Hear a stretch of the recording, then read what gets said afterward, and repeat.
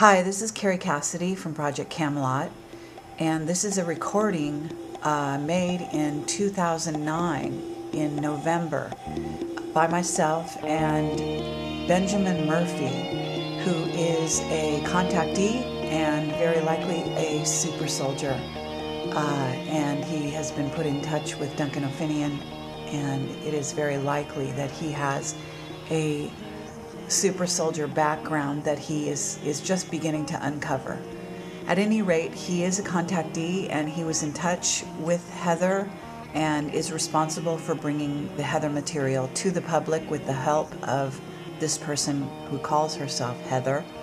At some point we thought that perhaps she had been killed in an auto accident, I think it was, but that's not the case from what I understood later. And at the moment, her whereabouts and whether or not she's alive is not clear. So there has been a great deal of controversy around this material. It was released by me back in a few months ago on the Project Camelot website as part of a revealing that happened as a result of an argument that happened between Bill Ryan, my partner in Camelot, and Benjamin Murphy as to whether or not the Heather material was authentic. Bill Ryan decided that Benjamin Murphy and the material was not authentic, and therefore he went onto the Avalon forum and began to basically out Benjamin Murphy and the Heather material, and to say that it was, I guess, a fake or planted or whatever. That's not my view, and at this time the jury is still out on whether this material is actually authentic. However, I think there's a great deal of value to it, and I am releasing this interview at this time with the permission of Benjamin Murphy, with some of the details that contain personal names and that sort of thing edited out. But for the most part, it is intact. And it was recorded, as I say, back in November, very early November of 2009. So I hope you enjoy it. I had a cold at the time, so my voice is extremely hoarse in some places and hard to probably listen to. And I apologize for that. The sound recording is also difficult. It was a recorded impromptu Skype phone call. But we both decided that we would record this preliminary interview simply because the Heather material was beginning to look very, very important. At this time, Heather has not come forward, and we do not know if she is still alive or not. And so I'm releasing this to the public at this time for your own edification, and you can decide whether or not you want to take it on board as containing some truth. One thing I can tell you for sure is that we have gotten validation on many of these points in regard to a race of robotic beings with superhuman abilities being created by not only the US government but also by the Chinese. So I encourage you to listen and hope you enjoy it. This is Carrie Cassidy from Project Camelot, and this is Tuesday, April 6th, 2010.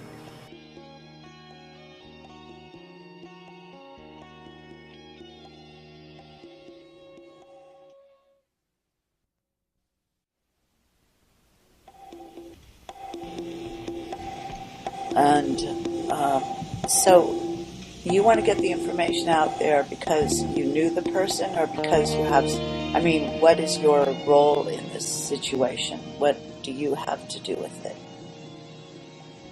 Well, myself, my own situation is rather unique to say, as in myself. I mean, this is my situation, her situation are very different, but I can see the correlation between the two. The fact of the matter is, she called us out of the blue, saying that she needed somewhere to go.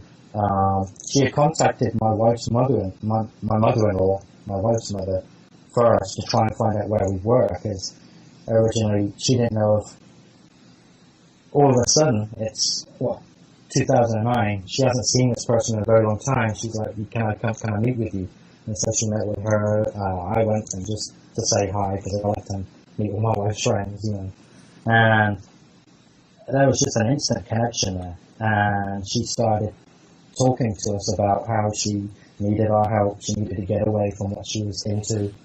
What could she possibly do to, you know, what could we do to help her? The problem with us is we're really not in a position to help her like that. We're struggling ourselves. I've got my own problems with the US government, who just don't seem to like me very much.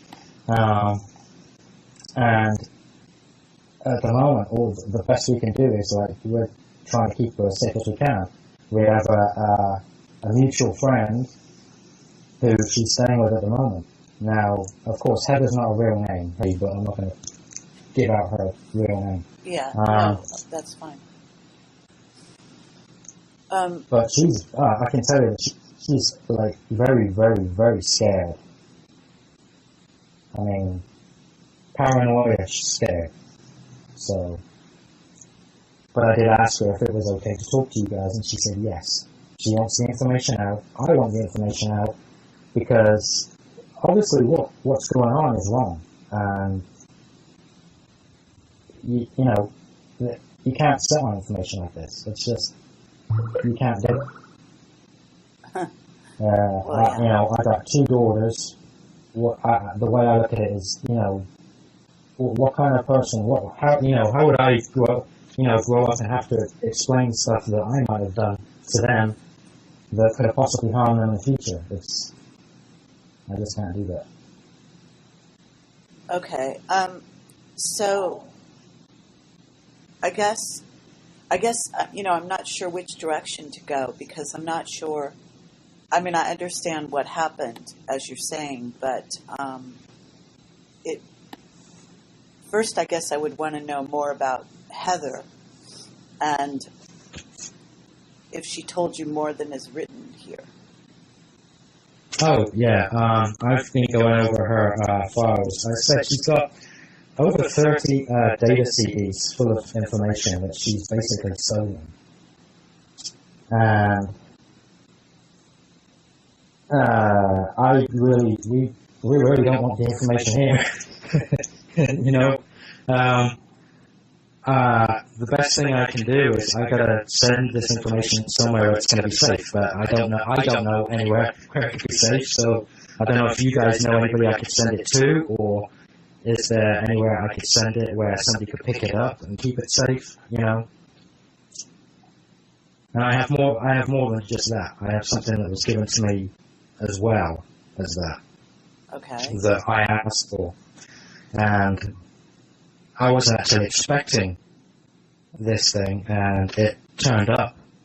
And quite frankly, now I have it, I don't know what to do with it. Yeah. Are you aware of one of our witnesses, Duncan O'Finian? Yes, I am. Okay. I've also I've sent Duncan an email, and I believe that Heather has as well. Okay. I mean, you're welcome to send the information to us. If it contains, I mean, basically what we're talking about is our black projects, creating human robots, right? Yeah, that's basically what it entails. Most of this information is not unfamiliar to us because of another one of our witnesses. Actually. Gotcha. But that person did say that, you know, that we weren't allowed to talk about that. Yeah, there's, you know, I know that really that I shouldn't be talking about any of it, really. It's very, some of the information on the disc is just, you know, you wouldn't, I would have no idea that they were looking into this area or trying to go in this direction. But from what I gather from the information. Things like they're pulling away from the almost ESP side of the thing and just concentrating on the almost strength and physical aspects of the units. Well, possibly. I mean, it's certainly one aspect of what they are working on. They do seem to have a very invested interest in a pyrokinesis type group, though. There seems to be a very big emphasis on that for some reason. Well, it's interesting. They're talking about these beings being able to take a man through a portal.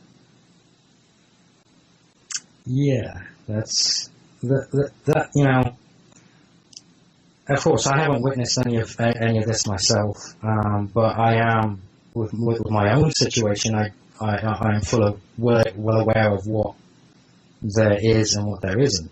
You know, that's what I'm saying. Her situation seemed to correlate with me in such a way that Okay, well then, I found to be rather disturbing. Okay, well, what is your? That's why I was asking you what your relationship was. So, are you saying that you yourself worked in this area or something related? No. Actually, my experience has just been not abduction, but a visitation. Unfortunately, it's more than just myself, as in if what my friend calls our guides, which I can only describe as two greys, constantly coming into our lives and sharing things with us. And it's not just me, it's a whole group of people. My daughter sees them, my wife sees them, because I thought only I'd be able to see them first, so I kept it to myself, and it turns out I wasn't the only person. And my friend and his wife and his kids see them. His brother recently checked himself into rehab because he thought he was going crazy because he saw them. And it's just seems to be on a larger scale. And well, what does seeing greys have to do with this information? Because I don't know if I told you about my experience in 2005. No, this is the first time we've talked, so I don't know. Oh, sorry. Well, the first time I met these two little guys, or they visited me, was in 2005, and the first I can only call it reptilian contact that I had was just after that. And they seem to, every time one's in the vicinity of myself, it seems to want to identify itself to me. And this is, I've thought about going to counseling, therapy, you name it, because it got to a point where I just can't, take it anymore. And I got so angry, and in my last encounter, which was about 4 months ago, I don't know what it was, but when this thing identified with me, it grabbed hold of my arm, and I just felt so much anger or aggression coming from it. It literally crushed my arm. Okay, I still have issues with my arm today. I went to the doctor. The doctor didn't realize. He's like, "Did you crush it in a vice or something?" Because what could I say? Yeah, I broke my arm because this thing just snapped it like a twig. It literally grabbed hold of my arm, started applying pressure, and didn't stop. It messed my arm up amazingly. I got X-rays, 2 steel pins in it right now. This was a reptilian? Yes. Okay. And can you describe it? Very similar to the others. The ones that I believe that I've given me their identification, I believe are grunts. They're usually about 6 foot, between 6 foot and 7 foot. I've never seen any really, really tall ones. The eyes vary with different different colors. Some have yellow, some have green eyes. Their skin goes from a darkish grey to a light off-whitish grey to a normal human, like not a pink, but almost a leathery type of colour, you know. Even though they look very leathery, their skin is not the texture you'd think it would be. Okay, but are you saying, I mean, you're calling them reptilians, is this because of their facial features? Yeah, they look reptilian. They look, yeah. Do they look like they look human? completely reptilian. Are they human kind of combination? No. Or they're just straight up reptilian as far as you know? They're straight up reptilian. The only human aspect is they're bipedal. That's the only human aspect that I see. But as soon as, and it's the same experience every time, as soon as I'm in contact with one, I cannot move, and it's almost as if my own feelings don't exist. I'm completely immersed in what that creature is feeling. It's thoughts and it's almost lack of emotion, but you know, it's hard to describe as emotion, but there's definitely something there. It takes over. You can definitely feel when they're frustrated, and they normally come up and just give me almost, they don't speak to you obviously, but they do speak to you through their head, mentally, and it hurts. It's like somebody hammering a chisel into your brain. It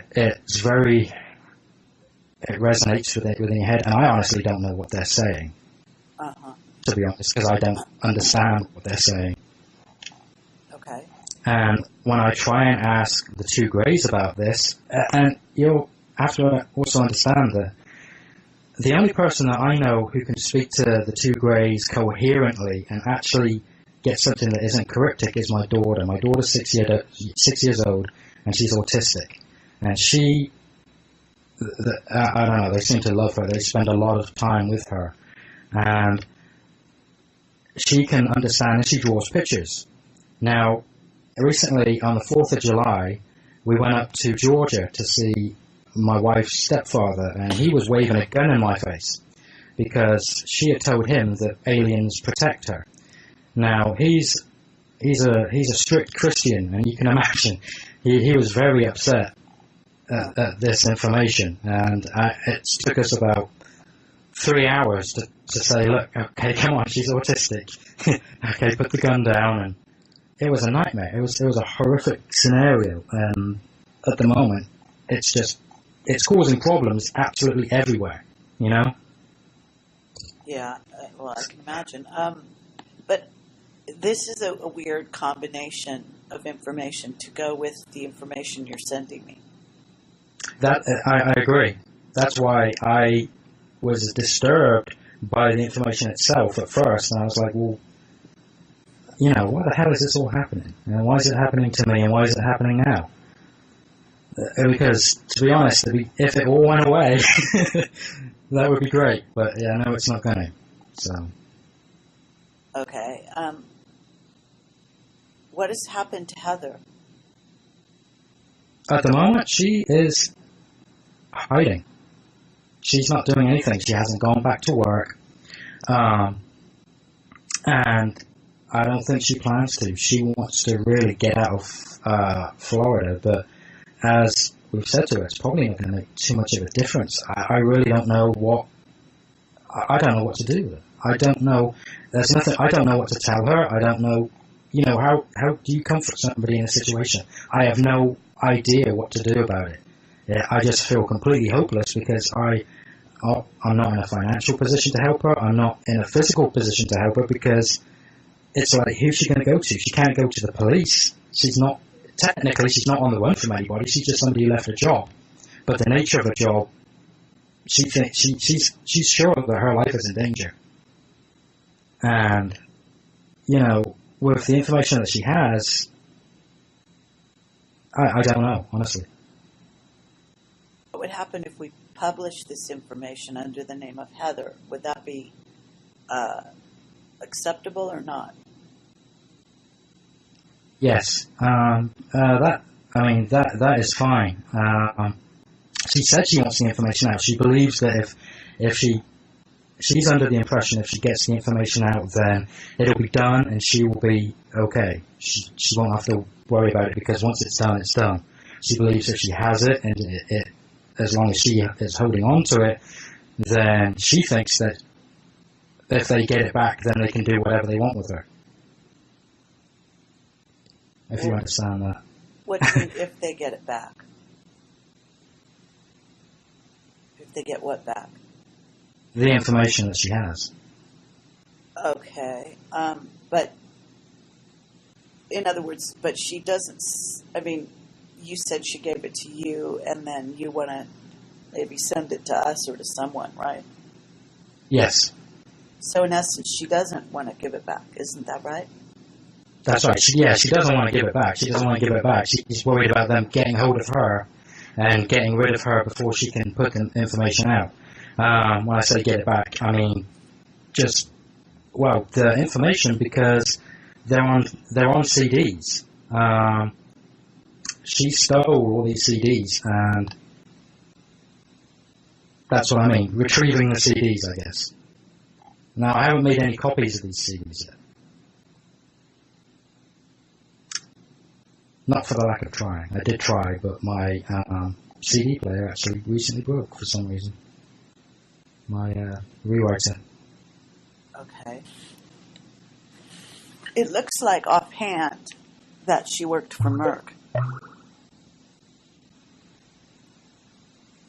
Yeah. But it has to be a black division of Merck.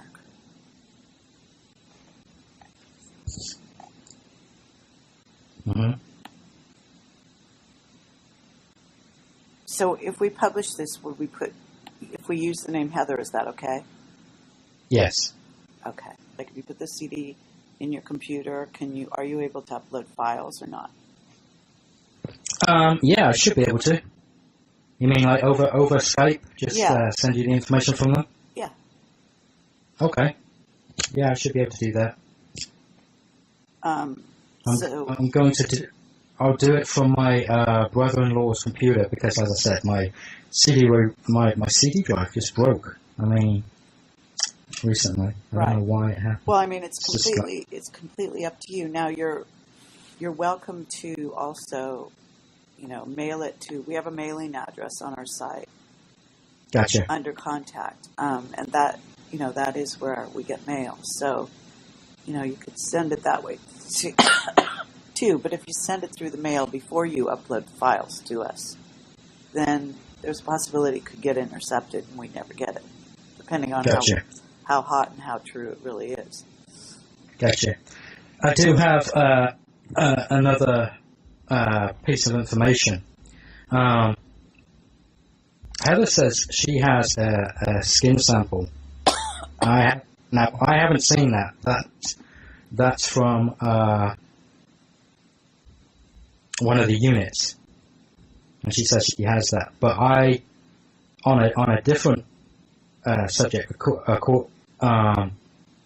relating to my situation when my arm was broken, I actually have my own skin sample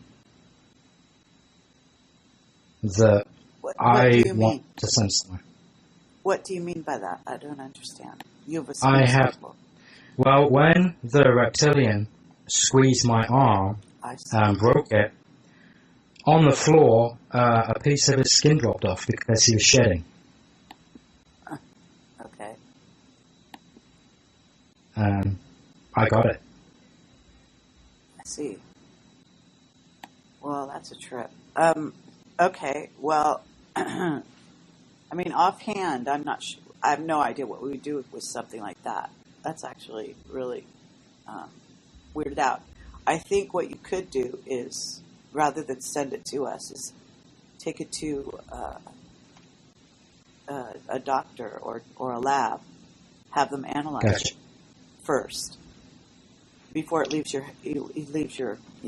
hands, so to speak. And, that way you would know if there was anything there, because unless there was something there that was unique, if I pick up a dead snake or, lizard or something, then I'm going to have that type of skin too, and it's not going to make a difference. But I guess it gets sophisticated in the sense that I know if you wanted to test it for DNA, that it could be an expensive process. But offhand, you might at least start the process and then see what is necessary to go from there. And it may even be possible for us to try to raise money to pay for something like that. It sounds outrageous, but if there was something worth investigating, then we could put an announcement out and say, anyone wanting to contribute money to this effort. We could explain that we think we have a piece of, I don't know what you would call it, alien, reptilian. Anomalous skin. Yeah. Anomalous organic material. I guess that's the best way to interpret it. Okay, yeah. But as far as, what is your background in terms of what did you do for work? Me? Nothing. Well, until I came to the U.S. Well, when I grew up, my father was in the Royal Navy. My grandfather was in the Royal Navy. Every member of my family, including my grandmother, was in the Navy. My dad was in the Navy. My mother stayed at home. She was the usual average, housewife. We were stationed in Hong Kong, Singapore, so I was like a naval brat moving around. I spent most of my time in Thailand. I trained to fight. That was my profession. I was a fighter. What kind of a fighter? Muay Thai, kickboxing. I see. Was this in the Navy or as something else? No, I was just an independent fighter. When I left school about the age of 15, and I stayed in Thailand. I had a bad experience in Hong Kong. I was going to school when I was about 13 years old, and because I was a foreigner, I was out of my zone, because they have obviously British colonies over there, and I went to school outside of one of those, and a group of kids came up and broke my legs, and I had to learn to defend myself. So we went over to Thailand, and when I went over to Thailand, I decided I wanted to go to school there and stay and learn martial arts, and that was my thing, and that's what I did. I learned Muay Thai, and I went into the stadiums around Bangkok, in northern Thailand, some in Burma, some in Laos, and that was how I made my living until about 95. Then I went back to England. I was out of work. I wanted to become a bouncer. The only thing to do for me at that time was to become a bouncer or go into fighting again. And at that point, I'd really had enough, because fighting in Thailand takes it out of you, because you fight so often. My legs were hurting. I had some back problems and some knee trouble. And so I just wanted to take it easy. So I thought it would be an easy thing to work on the doors. And I applied at a casino. And they said, well, we don't have a doorman position, but you can train to become a croupier if you want. And so I did that until about 2000, and then I met my first wife, who was Indonesian, and she was just completely insane. She was lovely when I first met her, and then she just switched up on us. And so I ended up divorcing her. It was a very quick marriage.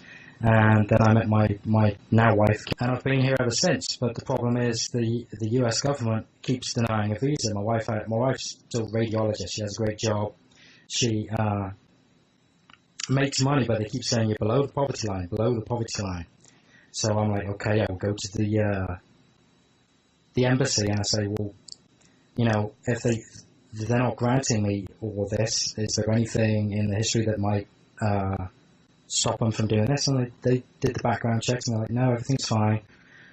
So what I did was I have to keep getting a 2-year, what do they call it?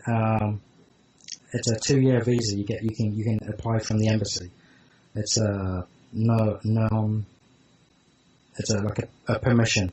Yeah. So I get that, and that's how I work. And right now, I've recently had information that they're sending me my work permit again. So, because the last visa ran out last year, and I applied for the new one. They said, well, we're so backed up, we've only got one person working in the office in Orange County. And I'm like, oh, we're just playing the waiting game. But I actually received an email the other day from UCIS saying that they've approved, finally, my work visa, and they're going to send me that. So have you been able to work without it? On and off. I've done detailing jobs. I actually applied for a position within the INS because they are having issues with translators. They do want some translators, especially people who need to speak Chinese or are fluent in Chinese or Thai. So. And you speak those languages? Yes.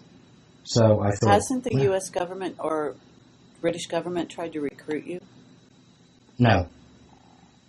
Really? No. I don't know why, but they haven't. That's interesting. But I've spent most of my time over here, so... I'm sorry? I've spent most of my time over here. Since I came over here and I stayed. And I've been very much under the radar, so to speak. I see. Okay, well, so... Other than the reptilian thing, I mean, how did you find Project Camelot, and how did you learn about all this stuff? Like, how did you get involved in all of this? Okay, right. Well, this is what happened. I was on my own up until about 2004. I was on my own, spiritual journey. I had no idea what was going on in the world. I was completely naive. And I even was going to people like Sylvia Brown for input and things like that. And I just had an amazing revelation what happened in 2005, we had a whole bunch of hurricanes. And the one that destroyed our life in Fort Lauderdale was Wilma, because we had an apartment. I was doing my bouncing thing at the Voodoo Lounge in Fort Lauderdale, and what happened was Hurricane Wilma came through, and she basically destroyed the apartment complex. Our apartment was fine. It had a little bit of water damage. It came in from the door, but that was it. But FEMA came in and said, this whole complex is a disaster area. All of you guys have got to go. And that was everybody. They chucked everybody out. Families, babies, they didn't care. They said, you've all got to get out, because this is a disaster area. You can't come back here until we approve it. And they ended up demolishing the entire complex, which was in Oakland Park apartments of Andrews.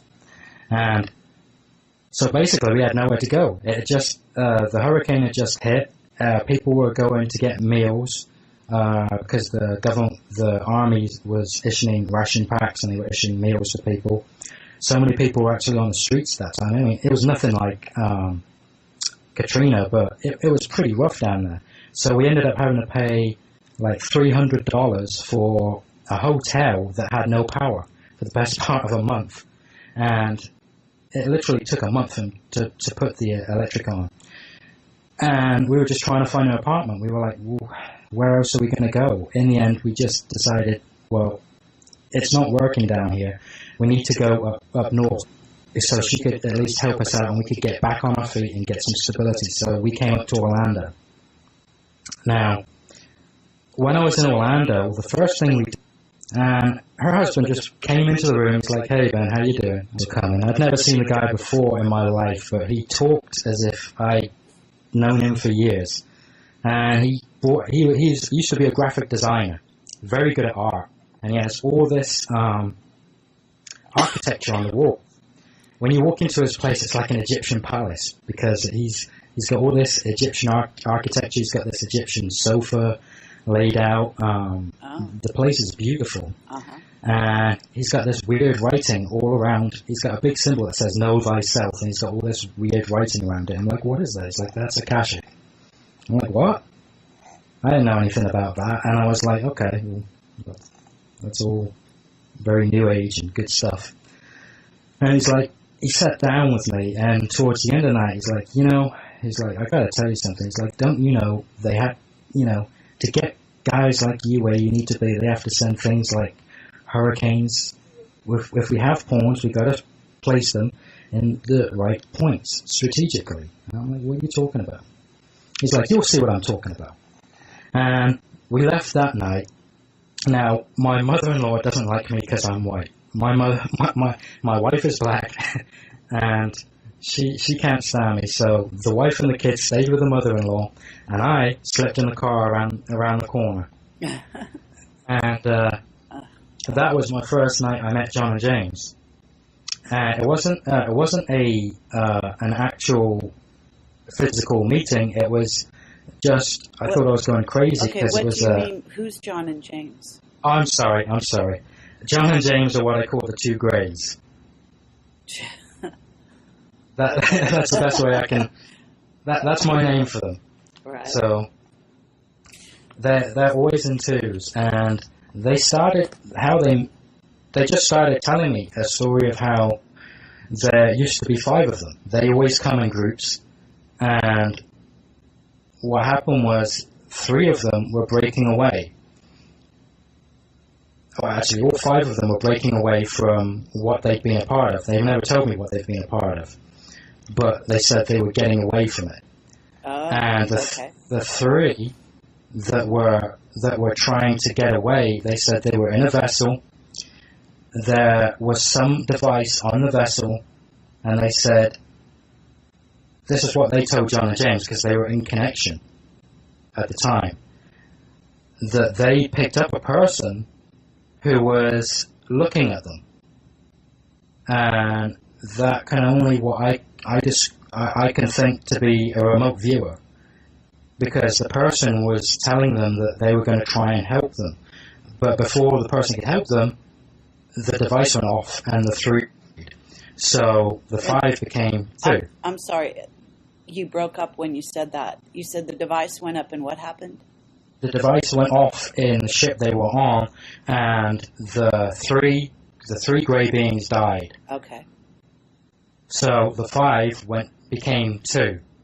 And this is a story that that John and James Greys told you. Yes. Okay. This was the first thing they ever said to me. I thought I was going completely insane. Okay, and how did you see them? You actually saw their physicality? No, I don't. I only felt them speaking to me. I felt very calm. I didn't feel any love or anything like that. I just felt. Were you in your car at the time? Yes, I was in my car. I see. And this was the first night. Now, it went on like that for a few nights, and then eventually what happened was I went to sleep and I woke up and there they were. I remember because the first time I saw them, I sat so far upright because this was a Toyota Corolla. I'm slightly taller than the car. I smacked my head on the roof of the car, and I'm like, oh, man. And I looked and they were still there. I was expecting myself to wake up because I'd seen the same thing in Fort Lauderdale. I woke up one night in the apartment in Oakland Park to see them stood there, and I screamed like a girl. And my wife said she was laid next to me, and she said she heard me, but she didn't move because she was scared.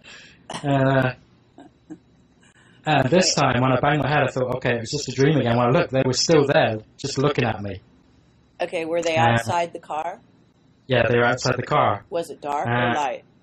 Oh yeah, it was very dark. Okay. But the moon was out. The moon seemed to have enough light so I could see them. And ever since then, they've just been showing up night times. They never showed up in the daytime. It's always at night. We went round to Fish at Christmas, and they showed up there at night time. Something crashed in the kitchen, so we went out, and there they were. And then I thought, okay, that's the usual. No one else is going to see them. They're just going to be there when we're going to communicate. But that wasn't the case, because someone came in, and he's an island guy, and he was just like, hey, it's cool. I'm like, I've already spoke to them. And he's like, well, okay, well, if you guys are already speaking, then, we can start to do some work. And then his wife came in. His wife had already seen them as well. And his son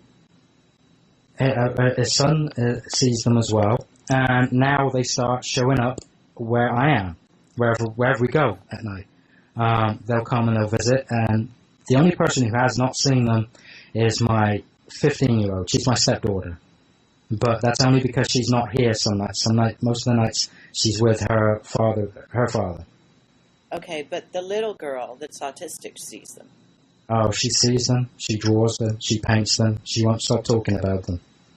And most importantly, she can understand what they say. The problem with talking to them, if you speak to them, is you get a barrage, because they already know what you're going to ask, and so they've already answered the question, and so you get very confused.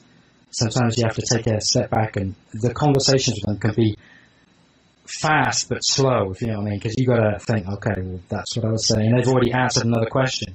So in essence, so you've got to try and keep up. I understand. In essence, they're not abducting you or your family. They're just visiting you. We've never been abducted. Never been abducted. To my knowledge, never been abducted. Right. But I've never lost time. I've never lost time either. And why? Okay, what are they telling you? Like, do you know, or what information? Like, what is it useful in any way? Is there anything interesting about it? The information is the first part of the information was they started telling me about themselves, where they were from. They never say what they're here to do. They just said that they're here. We have to accept that. But they do say that they're not from the planets that we believe they're from. They say that they've been here all along. And they say that they were created. I don't believe that they were created by the US government.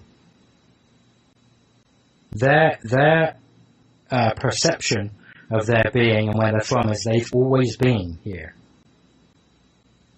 If you can get your head around and how that. did the reptilian have a relationship with them? They say, okay, because I've now asked them many questions on the reptilians, because I was like, why are these things talking to me? Why are these things doing this, IDing me? The last thing I want to happen is for one of these things to give its ID to my little girl. This is something that I'm really, really, really concerned about. And it all comes down to protecting my family. And they said, well, she's got protection. They're like, you've got protection. I said, well, I obviously haven't got too much protection if they can do this to my arm. That's not, as far as I'm concerned, that's not protection. But they perceive things not to be so much physical as spiritual. And as I said, they can hurt your body, but they cannot hurt your spirit. They can't hurt your soul. The containers are always going to be protected. I always thought that our bodies were our containers, but I don't know. But their response to their connection with them, there are some groups that work with the reptilians. Now, I also got snippets of information when the reptilian IDs itself. You get a slight insight into their psyche. Not a lot, but little visions. Okay. Well, how did it happen? I mean, I understand you were being visited by these two greys. So when did the reptilians show up? And is there a relationship between the two in some form or fashion? Yes.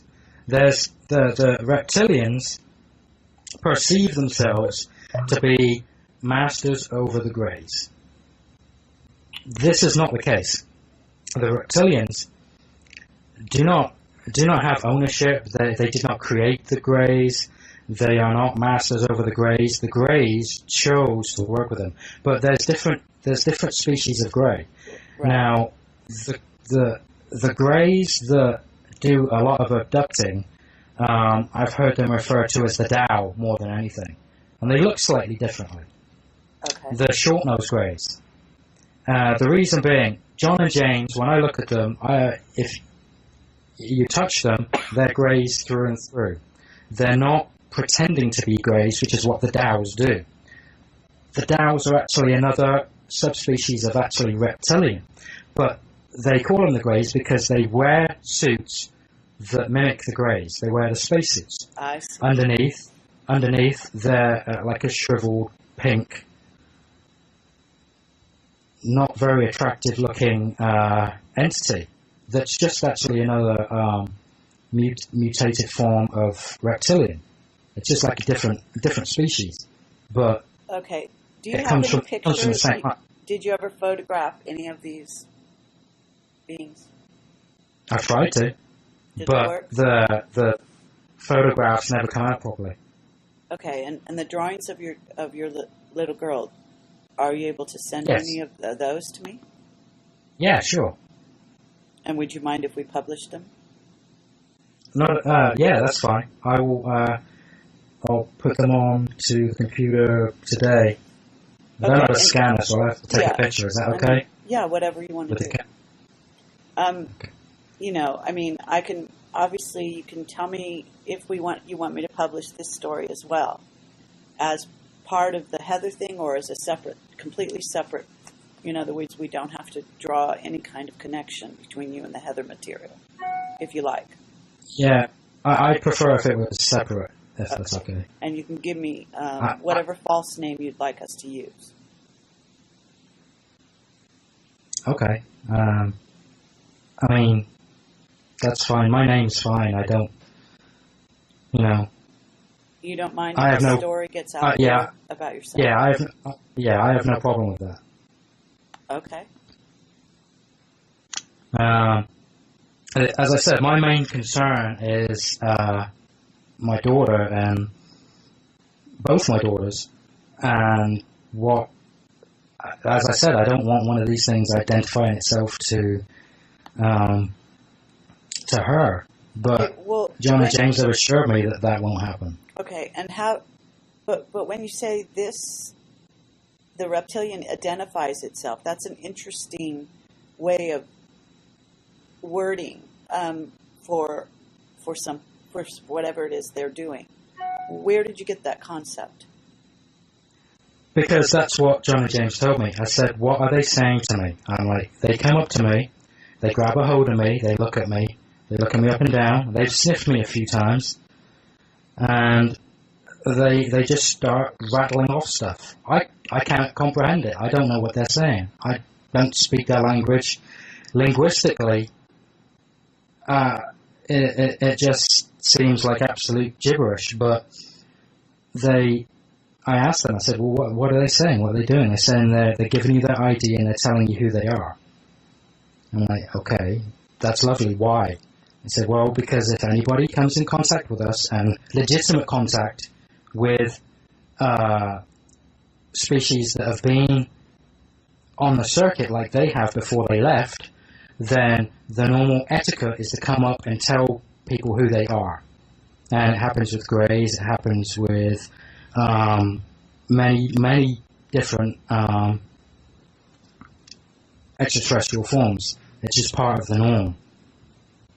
Okay. And they said normally, unfortunately, contact with them usually also encourages it. So if something's passing, they're going to pick up on the residual energy of the contact, and they're going to come into contact and they're going to say, hey, we're just passing, this is us. We're friendly, we're hostile, or just identifying what they are, who they are. Okay, so why And then they move on. do the Greys tell you why the reptilians showed up and what their purpose is? They say that John and James tell me that the reptilians were placed here because, well, I shouldn't say placed here. They came here originally because this was almost like a penal colony for them. When they came here, we weren't around. They were some of the original inhabitants, but they were very few. There's still very few. There aren't that many of them around. They're not limited from what I'm told, to about 5,000. That few. But because of their interdimensional, if you want to put it that way, capabilities, they can be in as many places as they want to be at one time. And unfortunately, I'm not a techie. I have no concept of the technical aspects of any of the technology they use. Okay. That's above me. That's over my head. But why did they come? Why did they? First of all, you see them physically. You're saying that they're not being interdimensional when you're seeing them. They're actually physical, right? Is that right? Is that right? Yes, that's correct. And so, how did that happen? And why? And again, why? Why? Do you know? Okay. Well, first of all, I'll give you a demonstration of what I've seen them do. Now, when they've come in contact with me, they've come through.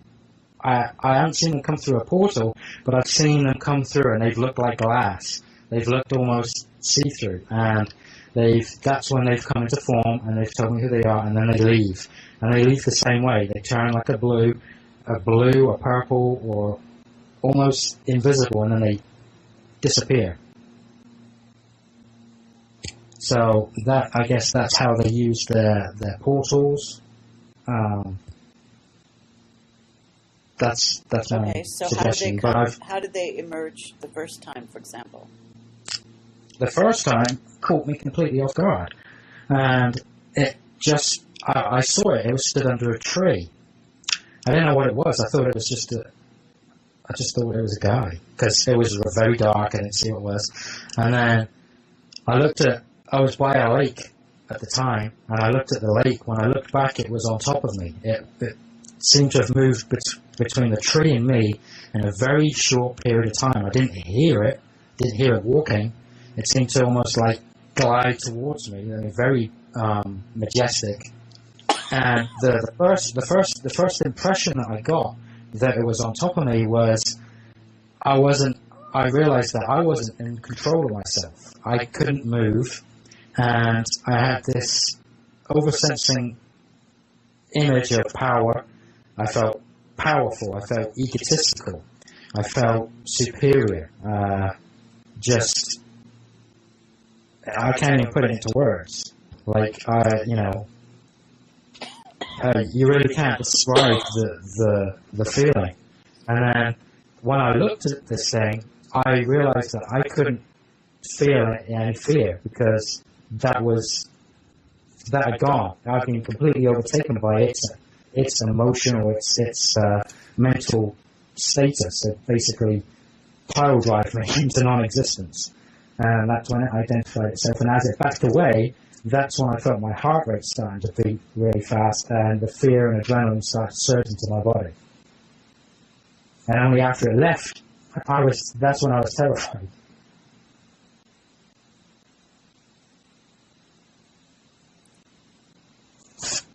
Okay. Okay. And so how many times have you seen this? Is it the same one, do you think?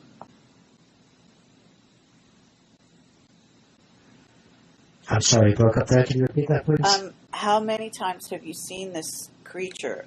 Is it the same creature?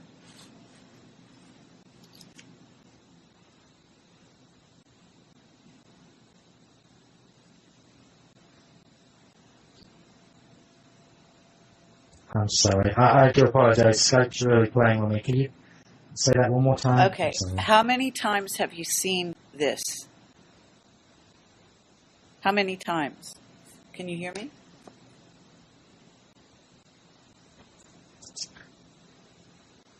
Hello? It's still breaking up. I hear how many times, so I assume you're saying how many times have I had reptilian encounters? Yes. Over 50. Okay, and is it the same reptilian?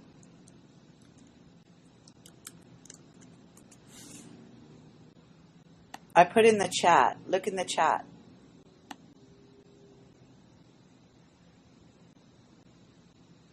Look in the chat. No. Okay, I got you. No, it's not the same. It's never the same reptilian. One might have been. No, they're very much different. The reason why I know they're different is that the outward appearance on most of them varies a great amount. They're almost like fingerprints. One never seems to be the same. I've only ever seen one that had little horns on him around his head, and that was just one. And some have little crests in weird places or nodules, and some don't. The eyes also vary. They're not the same. Different colors.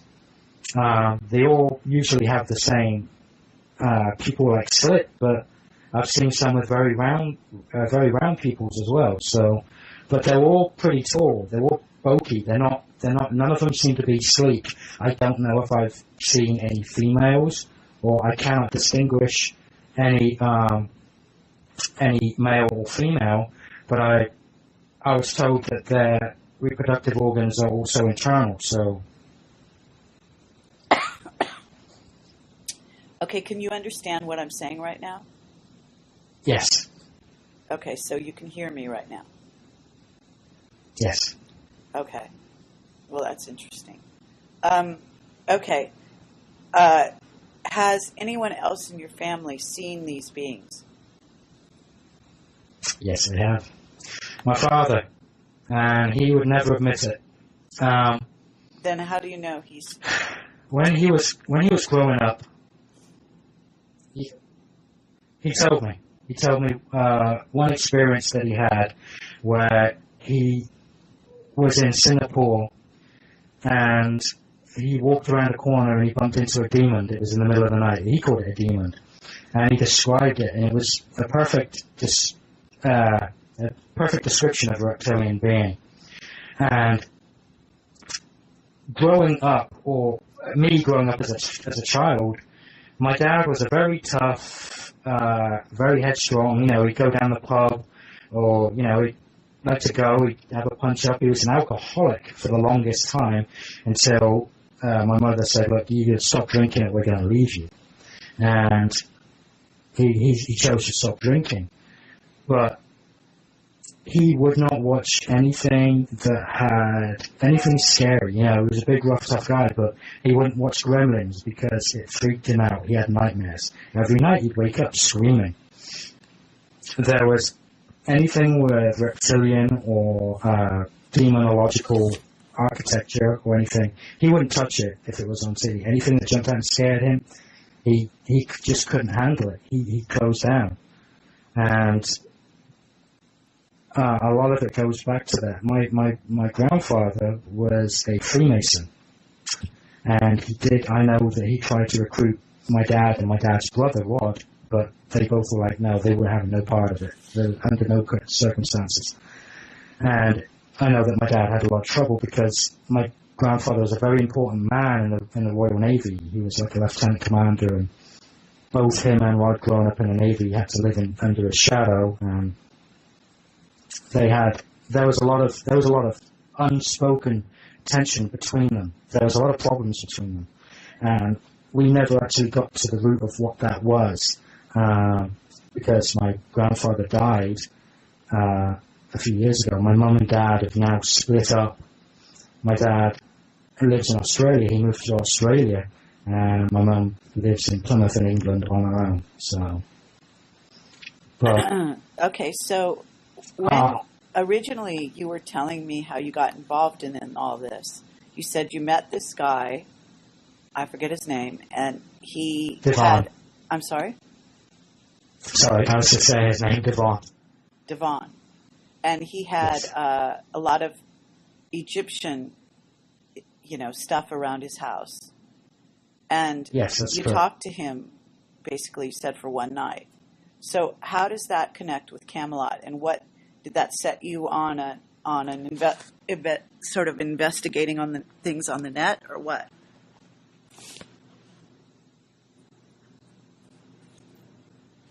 Yes, it really did, because after the initial connection, Devon and I only speak.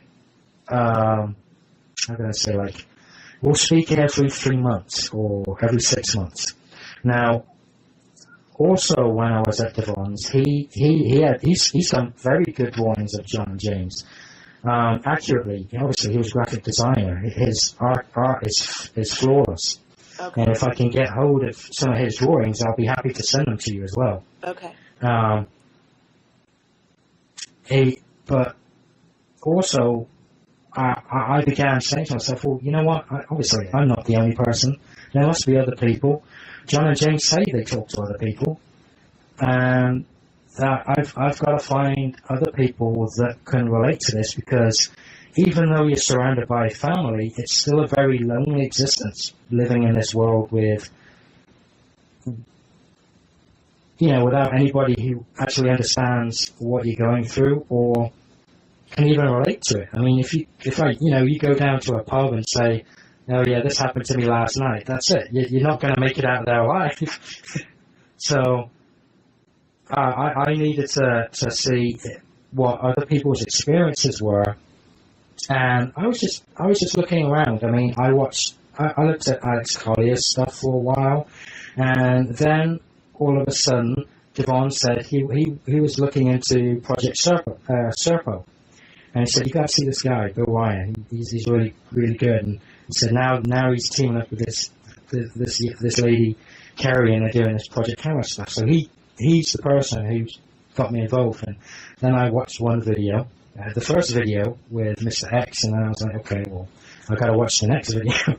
And it just sort of snowballed, and I spent many hours in front of the computer watching Project Camelot videos with varied opinions on different things. But one thing that Devon and I agreed on was the objectivity, how everything was taken in.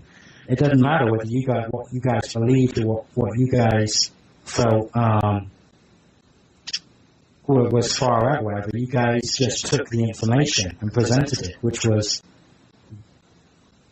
amazing, because not many researchers actually do that. They take a field, they follow that field, and if there's something they don't like, they leave it alone. I spoke to David Icke I think it was last year, and I told him my story, I told him my experience, and he's like, yeah, he said that's amazing. He said that's really good. He's like, yeah, I believe 110% of it. He's like, you have to understand, I'm doing my research, I'm doing my own thing. He's like, you should write a book. He's like, and I'll publish it. I'm like, okay. Cheers, Dave. Okay. But, did you tell this guy, Devon, is that how you say his name? Yes. And again, you should tell me, whether or not you want this, like what we can do with this thing that we're doing right here is transcribe it and then separate out the discussion about the Heather material and create you as a witness under your own name or under a false name, and put your story out there, because it's sufficiently interesting. Okay. Not so much about the grays, although the gray part is a little unusual the way you're framing it. But the reptilian side is much more interesting, because we happen to be going down that road right now. I understand everybody. There are a lot of people with gray that have been contacted. So yeah, and but they told us that. But in terms of what we would do is transcribe it. In other words, put it in writing. So we wouldn't necessarily release this. If you want to call it this discussion or interview, whatever you want to call it, we wouldn't release this unless you wanted us to. But what we would do is transcribe it into writing, and then put it out there as a document, as your experiences, for people to sort of see what might be going on here. Yeah.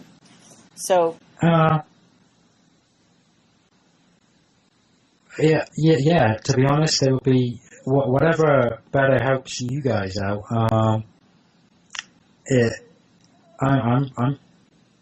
I'm pretty easy on that. If you guys want to use this discussion / interview, that's fine. If you guys want to transcribe it, that's fine. I just got to be, hesitant with the heather stuff because I don't know how deep or far or how dangerous that information is.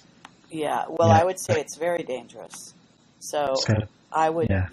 I would separate you out from that because there's no obvious relationship between what you're telling me and the heather material. That's right. That's what that's the thing. The only connection that I've seen there is that her description of the reptilian type beings that she has seen. Okay, I don't think that's in what you sent me so far. Ah, really? Yeah, I mean, you just pasted something in the chat here. Oh, okay. They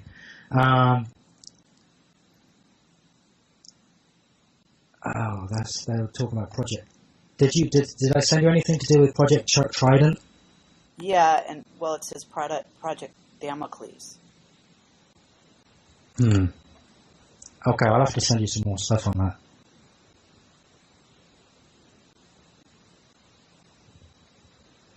Yeah, so that I'll do that. I'll send you some more information on that because I don't mind. I don't mind saying that she said that they had people that were being taken through the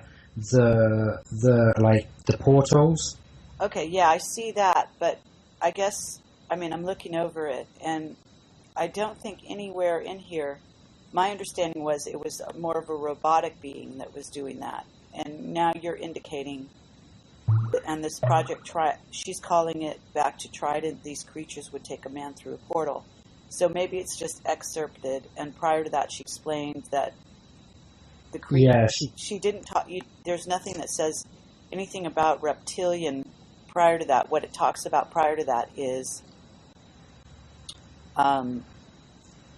what sounds like a robotic, human. yeah. See the information that I have here. I mean, I don't know if I can. I mean, I've already sent it to you in text, so it should be fine to just say, right? Is that what she said?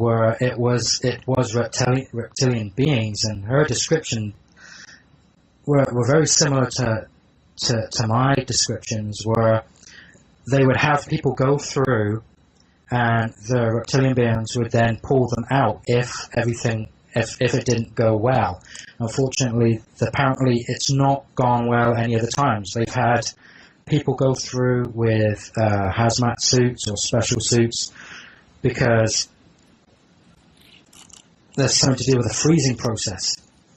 And they said that they can freeze people and bring them back, but they can't freeze people and keep them in animation, which is what they need when they go into this dimension. Okay. It's Well, something to do with the blood boiling. it's talking about Project Phoenix being designed to integrate human tissue with biorobotic material. So that must be one thing. And then, Yeah. and then again, she talks about omega-3. So maybe she's just talking about several different programs here. Omega-3 having to do with human soldier. I'm sorry. I've got to keep. I got to keep track because there's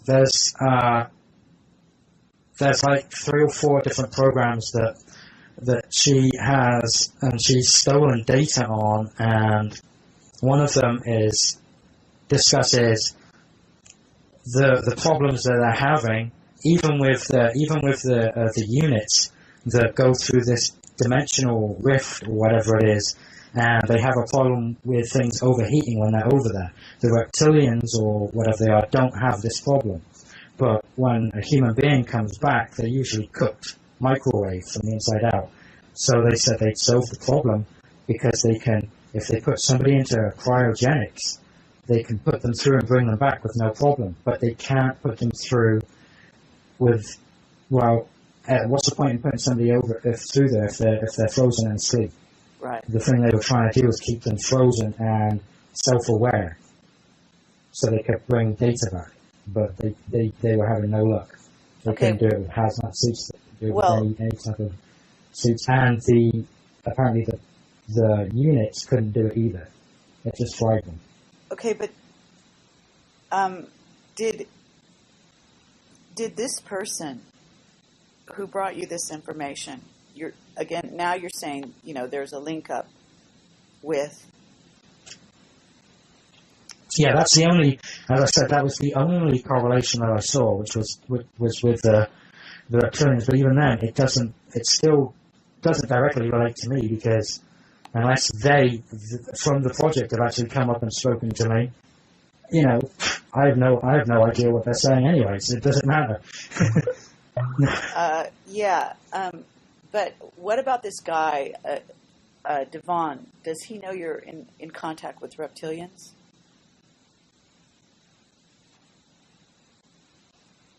Yes, he does. And is he also in contact with them? He said he has been. He is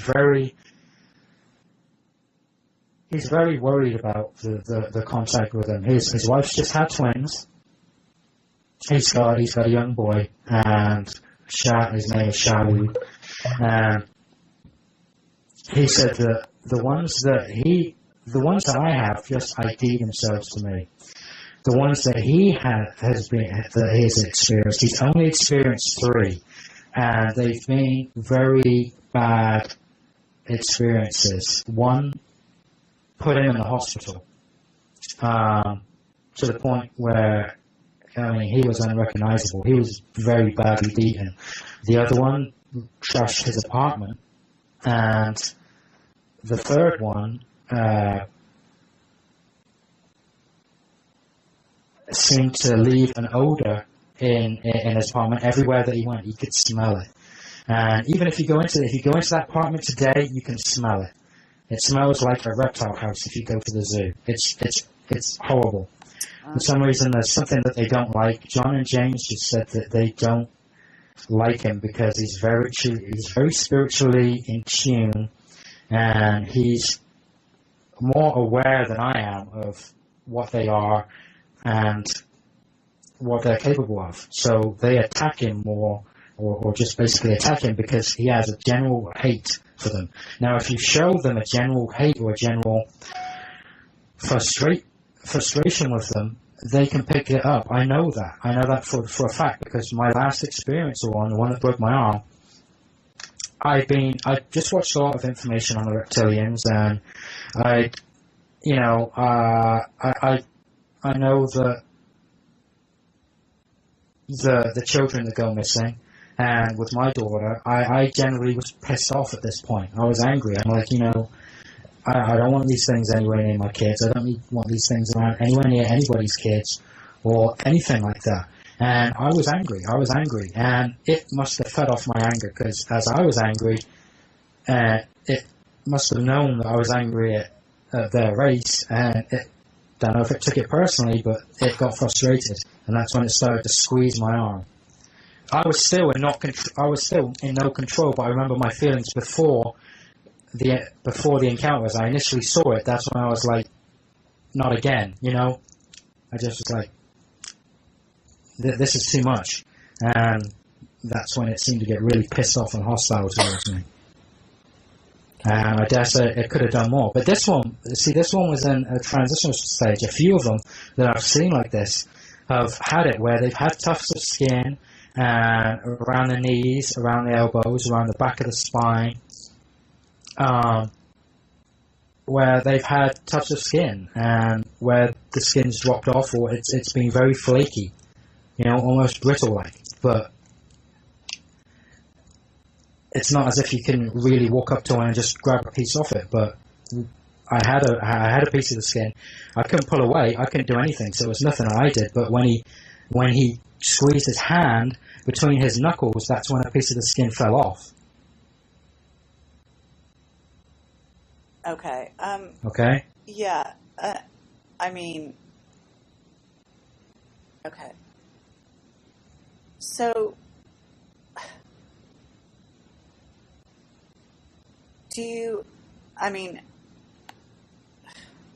I'm sorry, the reason I'm hesitating is because there's two directions that we can go. One is in the direction of the Heather material, and I'm not sure if you know more about it, so I can ask you more about it, or if what you know is basically sort of already been more or less told to me.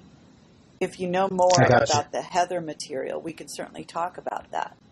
And then you can also send the material itself, which in her own words, I'm assuming, or in maybe the documentation, might be very useful.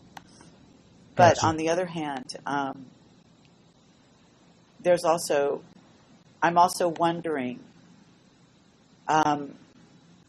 your friend Devon he said you were being put in position. Mm-hmm. And you That's mentioned right. that. And that's an interesting wording. So I'm wondering what he knows about that. Indeed. The thing is, he has more experience talking to John and James than I do. He's talked to them for a very long time. Even though I've been talking to them since '05, I still find their messages somewhat cryptic in some regards. I mean, the information on themselves is all good, but if I ask them a question, I'm not allowed to ask any questions about my future. I'm not allowed to ask anything that I might be able to impact or change. They don't want me changing anything that I would do. They don't want me thinking outside the box, as in, if I know something's going to happen, I might change what I do on that day. Right. They want me to just go on the path that I am. And they said the way they do this also, deja vu. People they use deja vu to help people continue the right path they're doing. If you have deja vu, they say that you're usually on the right path. Well, deja vu usually gives you a glimpse of the future before it happens. Because usually what happens during a deja vu is that the future, or what was the future, will be happening. You will realize that you'd actually seen it before. That's right. That's right. And are you saying that you have this? Yes, I have deja vu quite a lot. Okay. But do you get it do you ever get it ahead of time? Yes. Yes, there have been times when I've had it ahead of time. Okay. But to get back... But in little instances... I'm sorry. Go ahead. I mean, just in little instances, as if, I'll know that if my wife's coming around the corner, or I'll be wondering what the time is. I already know what the time is, even though before I've looked at it. Or instances of, just little things like that. Like, when you've done this before, or you have a conversation with somebody and you already know what they're going to say. Yeah. Usually, just very frequent. So, but this guy, Devon, who said you were being put into position, was this a reference to something that's going to happen in the future? Yes, he said it was, and I asked him what it was. He says he can't tell me that. I'm like, well, why can't you tell me that? You're not them. He's like, yes, but he's got his own path. He said, I've got my own set of rules to follow. Now, Devon's a very interesting guy. He actually has a brand. It's not a tattoo. He's got a brand on his eye, and it's a triangle. Actually, if you on your eye, if you move it to the temple, that's where he's got a brand.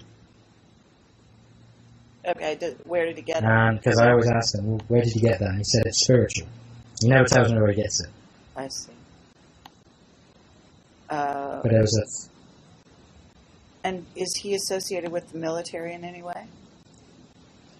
No, but his brother is. His brother's in Iraq at the moment. I see.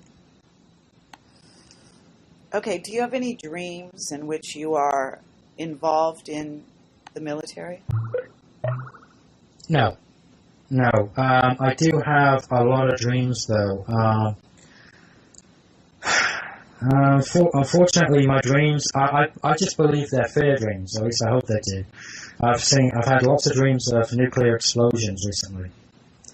And one dream that just reoccurs, and it really upsets me. And I'm on like a porch upstairs, and so we see something fly down into the ground, and nothing happens. So we go and turn on the TV to see what happens, and see, if there's any reports on the news, and there's nothing. And when I go back out, I see fire engines and people all going towards the place, and then that's when it goes off. You're never caught in the initial explosion. You just see the big cloud, and then the blast wave comes towards you. And that's usually when I wake up, and I'm really, really upset about that, because I don't care if it's here or anywhere. That's the last thing that I want to know or see or think about even happening to me. And I've spoken to them about that, and they won't answer me. They won't tell me. They won't tell me anything about that. They just mention the same thing. They say your container is safe. And did you, are you aware of like when you see this, you said it's repetitive dream, are you seeing it happen in a certain place, or are you not aware of where it is? No, the place actually changes. One time it felt like it was in Paris. I don't know why, but I had the distinct feeling it was in Paris. Have you been to Paris? Another time I was almost like in a desert, but I'm always up high on somewhere where there's a balcony. I don't know why, but the location changes from dream to dream. Only twice have I had the same dream, and that was in a place in the desert. Where it was like the desert. It was very dusty, Are they places you have been physically before, or not? No, places I've never seen before. Okay. Okay, is there anything else you want to tell me about your side of it? And then I'll ask you a few more things about the Heather side.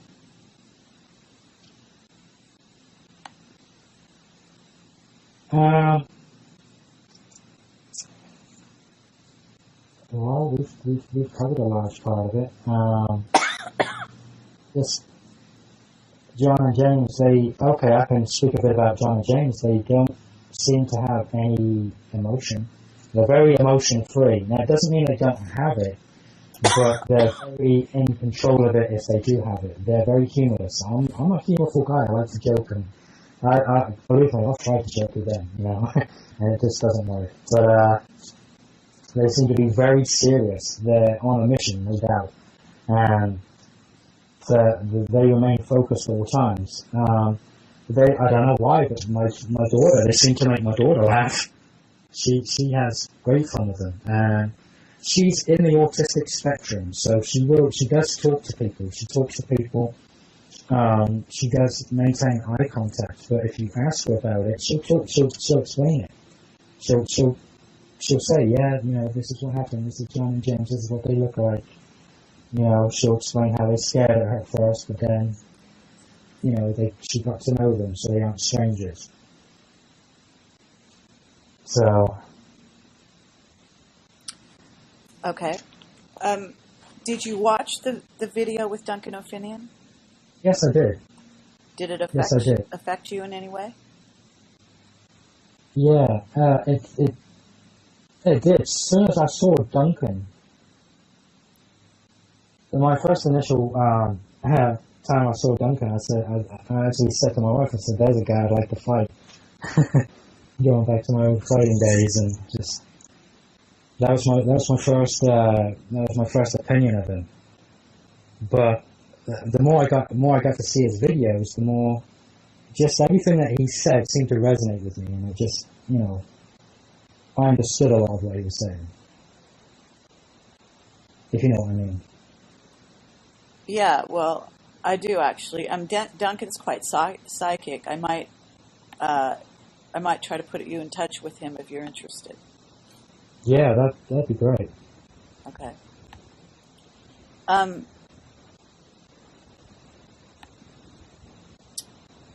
The Heather stuff. Go ahead.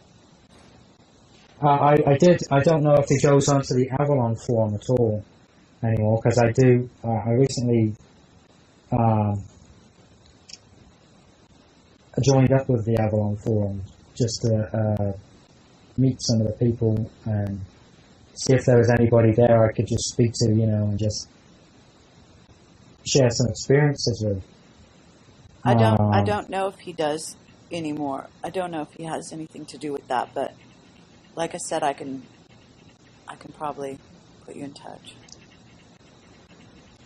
Because I don't know why exactly, but for some reason when you're describing yourself and your background, you sound like somebody Duncan might know, to be honest. And I don't know why that, I do have, sometimes I'm psychic, so it could be something to do with that, or it could just be, some kind of connection there.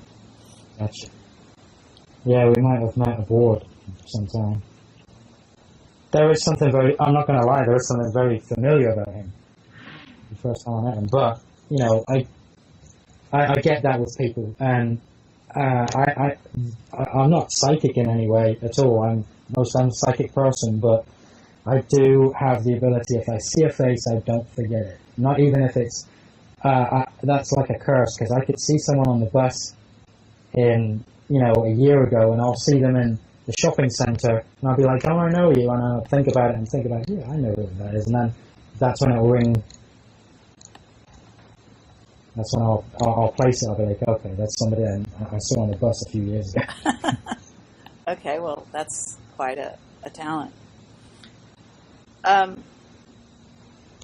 Okay, in terms of the Heather material, is there anything there that I guess that she told you and your wife that you want to relate about that material or about what you know? Because, just in case something comes along and that's all you're able to give me, are you able to give me any other information about that at this time?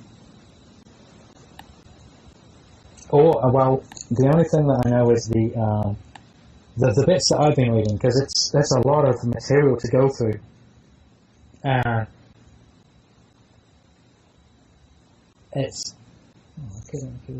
I'm sorry, I'm just thinking, because I'm thinking we've got a laptop, but it's really old, but I could put it on that and send it that way.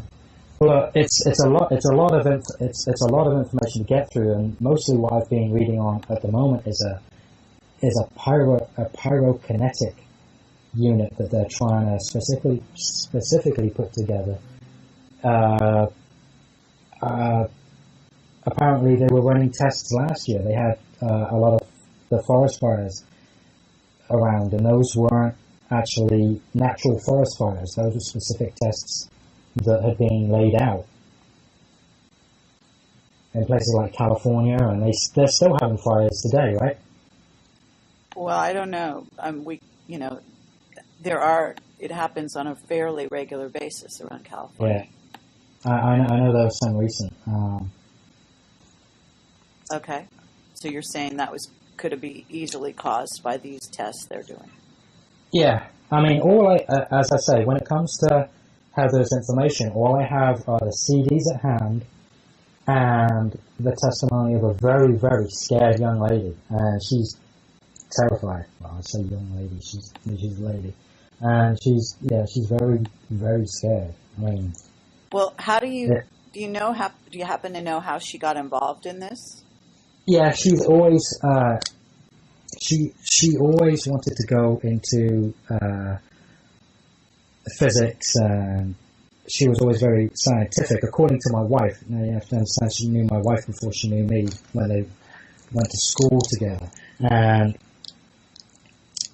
she joined the military because she wanted to help develop things within the military. And from where she went in there, she's got her background on paper. I just listen to her story and listen to her and speak to her. I don't really get too much involved in her past. As I told her, I said, look, we've got the information, and my wife knows more about her. She can talk to you a lot more about Heather than I can, because she knows more about her. I don't know too much about her past like that. I just know the initial steps to join the military.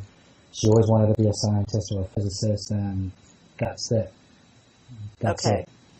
So presumably she achieved some degree of what she wanted to do, because it appears that she was working in a very sophisticated black program. Do you know what job she had? She said she was a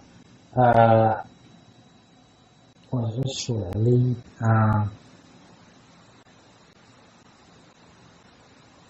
lead specifications officer. I don't know what that is. Okay. But she's still got a clearance.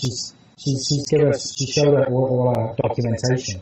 So she has all her documentation. Whether she'd be willing to give you guys a sample of that, I'd have to ask her. What is her level of clearance that you saw? I don't know idea. I don't know what level of clearance it was. She just showed us the documentation, and she had her little passcode with 3 red stripes on it, and it had like a barcode on the front, barcode on the back, and it also had like a thing where you put your thumb. And she still has that. She's got all of her equipment with her. So, as I said, I'll ask her, and hopefully I can just send you like a picture of it. It doesn't matter what you want to do with it, just so you can see it for yourself.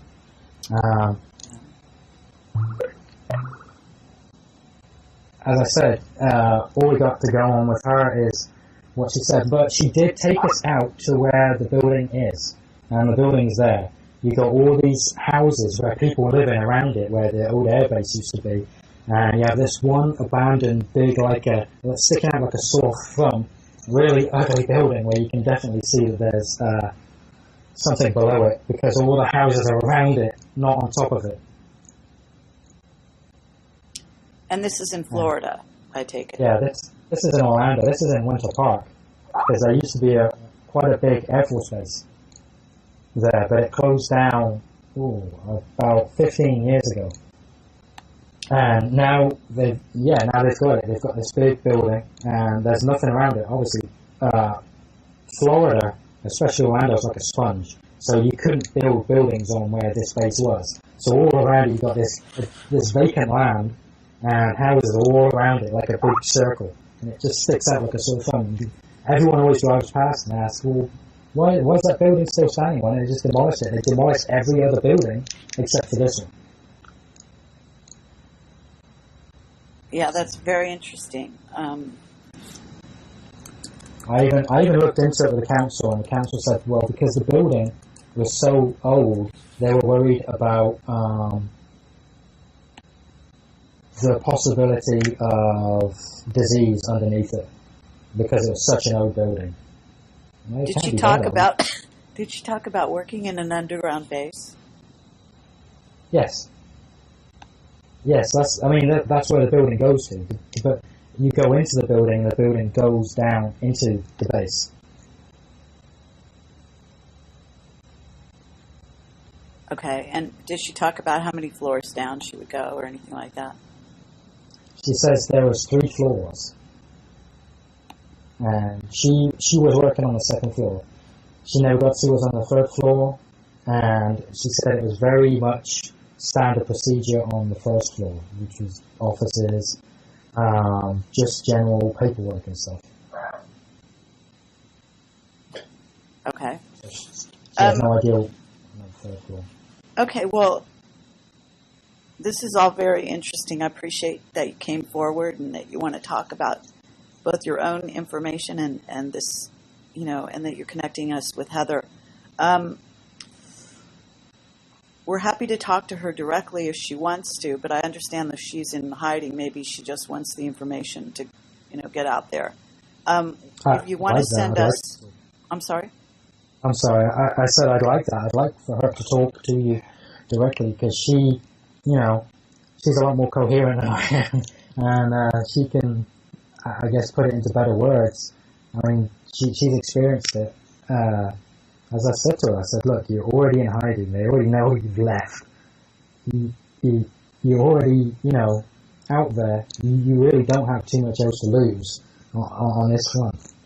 And this could be a next step, and it could be something that could actually help you, because if you already put the information out there, the only thing left for them to do then would just be to discredit you, and that's normally what they do, right? Well, it depends. I mean, if she's hidden, she puts the stuff out there, they still could hunt her down and kill her, basically. On the other hand, you know, it depends, because if she's under a false name, then they may or may not target her. I mean, the trouble is that surveillance is so pervasive that they could easily be listening to this conversation, for example. Yes, I believe it's possible. Now, is she aware of surveillance? Yes, she is. Okay. She won't even speak on a cell phone, to be honest. She doesn't. Okay. I tried to call her. Okay, we've set her up the best we can in a room, which is just down from ours, because we're staying in a certain spot. Yeah, it's better if you don't say. It's better if you don't say. Anybody who's listening, if anybody is listening, they already know who I am because of my immigration papers. But she's with us, and she won't even speak on a room-to-room call. You have to go down and literally knock on her door and speak to her. You can't. Even then, it takes a good 10 minutes to answer the door. And she makes me take out my passport, even though she sees it's me. She says she's that. As I said, I don't want to call it paranoia, because I believe she's got a legitimate reason to be scared, and I've never seen anybody that scared. I mean, I've seen some things in Asia, but I've never seen anybody that terrified. So it's, it does ring alarm bells, and also does pose the issue to me, am I safe? Is my family safe? But as I said, I've been strategically placed here. I've had multiple encounters with this reptilian race. I haven't been killed. My daughter hasn't been taken away. The John and James have not abducted us or hurt us in any way, although I am aware that they do probably have their own agenda. They all have an agenda, but I can only go on what my intuition is telling me, and that's just to do what I'm doing and follow the path that I'm doing. That's all any of us can really do, ultimately. And as I said to Heather, the moment you left and you didn't go back, you made that choice to do that. And at that point, you became a target, and she knows that. And like, now we have to deal with the responsibility of that result. And I said, ultimately, if the information helps to prepare us against something that could be coming, then it's in my family's interest, in the bigger picture. Because as I said in the beginning of the conversation, I can't go through my life turning my back on something just because it seems outrageous or it might be painful, only to have it turn around and bite me in the ass in the future. And then I could have come back and said, well, if I'd only taken a stand back then, I find it easier to take a stand now than to wait for something bad to happen and then say if. Okay, well, thank you. That's very good, straight thinking. And then also put your stuff under your real name if you want. But I think you maybe should seriously also consider that, and how you want to get involved in. Because once you open that door, you can't really close it again. So that means that, Joe Blow out there, because we get like 1 million visitors every 5 weeks now to our site. So that means that you're going to be on the radar of not only agencies and so on and so forth, but you're going to be on the radar of average crazy people out there, whoever they might be. I'll be honest with you, I've actually already met one. Okay. Not met personally, but I've been in contact with a guy that said that he had some incredible information. So I just wanted to speak to him, and just, I don't give out any information as where I am, but some of the things that he was coming out with just, you know, I don't like, I'll say my story, my experience is very, it could seem crazy to the average person, but, you know, I'm willing to take anybody's information and take it on. If they say that's that, then, you know, everybody has an experience that comes from somewhere. But this guy was just gone. He was done. Uh-huh. Okay. Well, yeah, so people, like I said, will come out of the woodwork. So you just need to really be sure that you want us to publish this stuff in your name. And the other thing is, like I have you on Skype, so I don't know if I have any emails from you. Did you also send the emails? Yes. My email address, I never put my own email address. I always put my alias. So. Okay. Thank you so much, and we'll talk again, okay? Yeah, it's been a pleasure. Thank you for listening. Absolutely.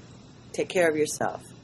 Okay, thank you, and you too, because I understand also there's a lot of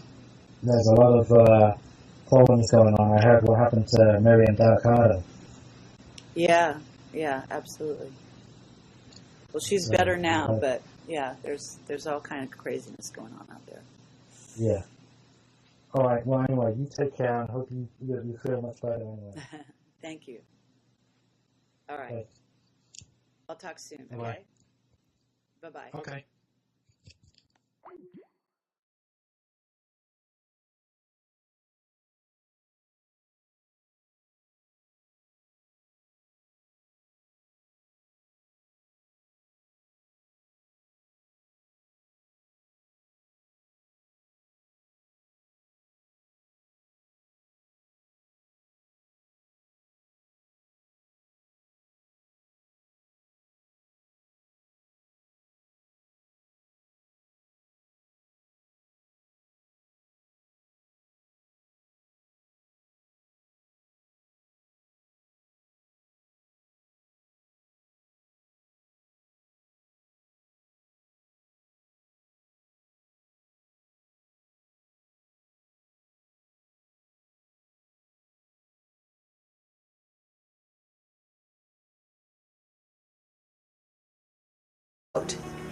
Benjamin Murphy and the Heather material, and to say that it was, I guess, a fake or planted or whatever.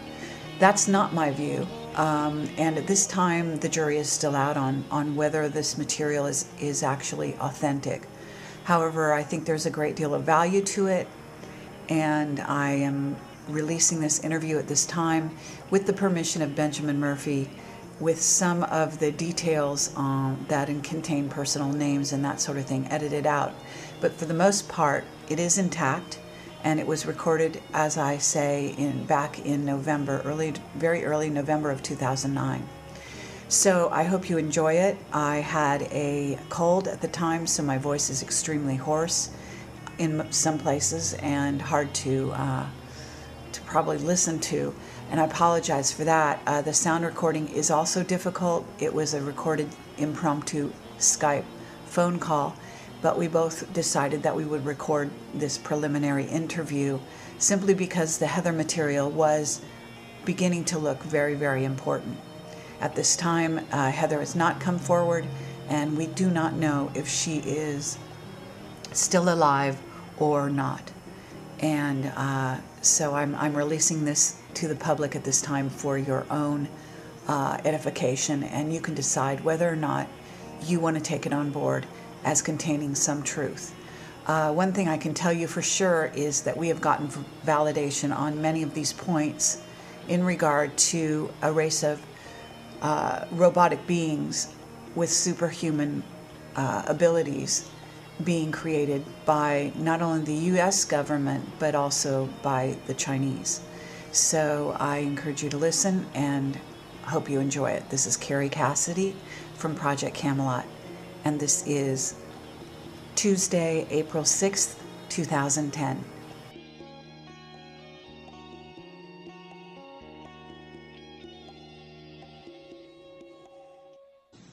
Paranoia scare. So, but I did ask her if it was okay to talk to you guys, and she said yes. She wants the information out. I want the information out because obviously what's going on is wrong, and you know you can't sell on information like this. It's just you can't do it. I got two daughters. The way I look at it is, what kind of person? How would I grow up and have to explain stuff that I might have done to them that could have possibly harmed them in the future? I just can't do that. Okay. So I guess I'm not sure which direction to go because I'm not sure. I mean, I understand what happened, as you're saying, but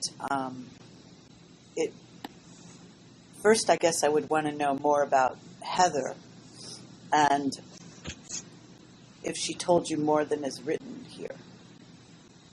Oh, yeah. I've been going over her files. I said she's got over 30 data CDs full of information that she's basically stolen. And we really don't want the information here. The best thing I can do is I gotta send this information somewhere where it's gonna be safe, but I don't know anywhere where it could be safe, so I don't know if you guys know anybody I could send it to, or is there anywhere I could send it where somebody could pick it up and keep it safe, And I have more than just that. I have something that was given to me as well as that. Okay. That I asked for. And I wasn't actually expecting this thing, and it turned up. And quite frankly, now I have it, I don't know what to do with it. So, yeah. Are you aware of one of our witnesses, Duncan O'Finian?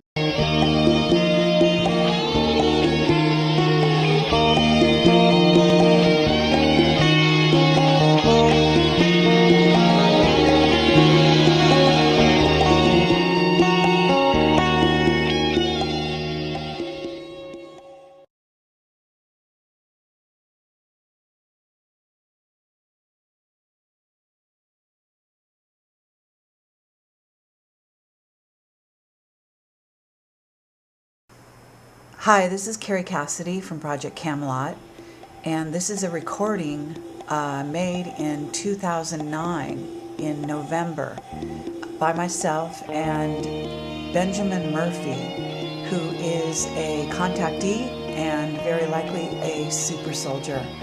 And he has been put in touch with Duncan O'Finian, and it is very likely that he has a super soldier background that he is just beginning to uncover. At any rate, he is a contactee, and he was in touch with Heather and is responsible for bringing the Heather material to the public with the help of this person who calls herself Heather. At some point we thought that perhaps she had been killed in an auto accident, I think it was, but that's not the case from what I understood later. And at the moment, her whereabouts and whether or not she's alive is not clear. So there has been a great deal of controversy around this material. It was released by me back in a few months ago on the Project Camelot website as part of a revealing that happened as a result of an argument that happened between Bill Ryan, my partner in Camelot, and Benjamin Murphy as to whether or not the Heather material was authentic. Bill Ryan decided that Benjamin Murphy and the material was not authentic, and therefore he went onto the Avalon forum and began to basically out. Yes, I am. I've also I've sent Duncan an email, and I believe that Heather has as well. Okay. I mean, you're welcome to send the information to us. If it contains, I mean, basically what we're talking about is our black projects, creating human robots, right? Yeah, that's basically what it entails. Most of this information is not unfamiliar to us because of another one of our witnesses, actually. Gotcha. But that person did say that, that we weren't allowed to talk about that. Yeah, there's, I know that really that I shouldn't be talking about any of it, really.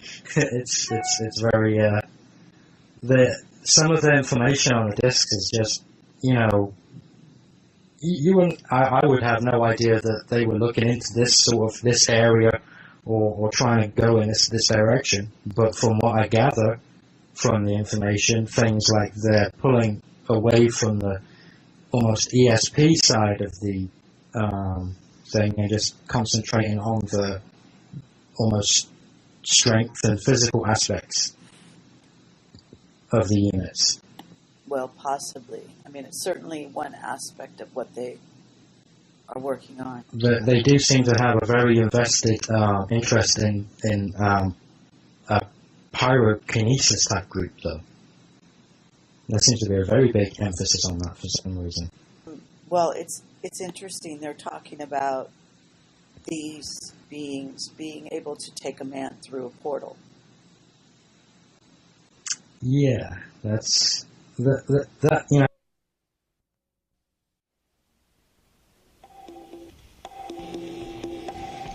And so you want to get the information out there because you knew the person or because you have, what is your role in this situation? What do you have to do with it?